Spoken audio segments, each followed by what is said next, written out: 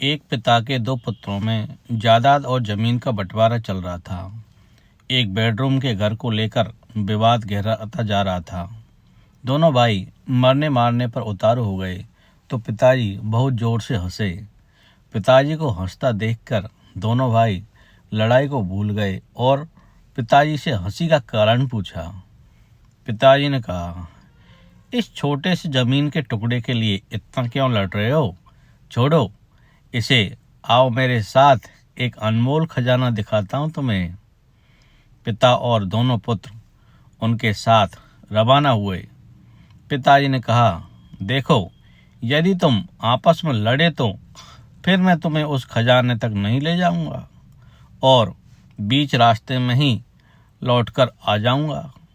दोनों पुत्रों ने खजाने के चक्कर में एक समझौता किया कि चाहे कुछ भी हो जाए पर हम लड़ेंगे नहीं, प्रेम से यात्रा कर चलेंगे।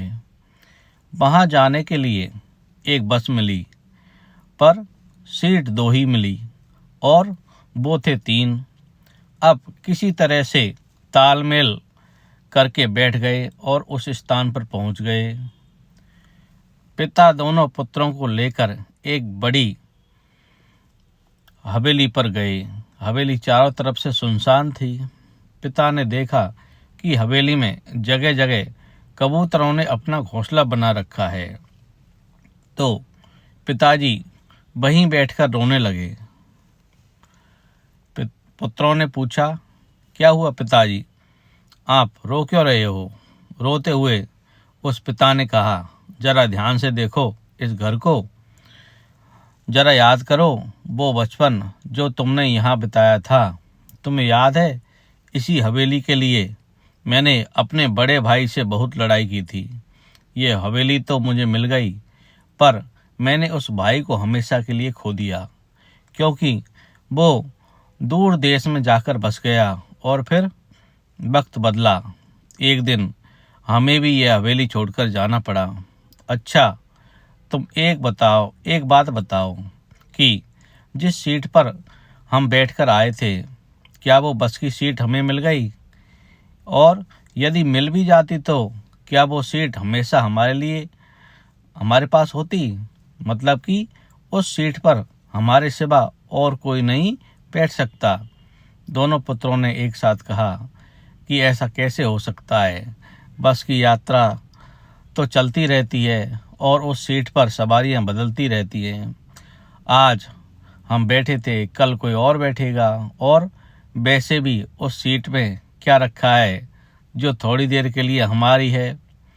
पिताजी पहले हंसे और फिर आंखों में आंसू भरकर बोले, देखो, यही मैं तुम्हें समझा रहा हूँ कि थोड़ी देर के लिए जो तुम्हारा है, तुमसे पहले उसका मालिक कोई और था। थोड़ी सी देर के लिए तुम हो और थोड़ी देर बाद कोई और हो जाएगा। सुनो, एक बात ध्यान रखना कि इस थोड़ी सी देर के लिए कहीं तुम अपने अनमोल रिश्तों की आहुति न दे देना।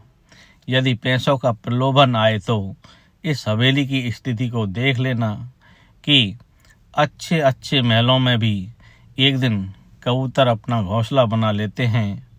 बेटा, मुझे यही कहना था कि बस की उस सीट को याद कर लेना जिसकी रोज सवारियां बदलती रहती हैं। उस सीट के खातिर अनमोल रिश्तों की आहुति न दे देना। जिस तरह से बस की यात्रा में तालमेल बैठाया था, बस वैसे ही जीवन की यात्रा में भी तालमेल बैठाते रहना। दोनों पुत्र पिता की बात को समझ गए और पिताजी से माफ़ी मांगने लगे। दोस्तों, आपको ये कहानी कैसी लगी प्लीज़ कमेंट करके हमें ज़रूर बताएं और मेरे चैनल को सब्सक्राइब करने की कृपा करें। थैंक यू दोस्तों, धन्यवाद।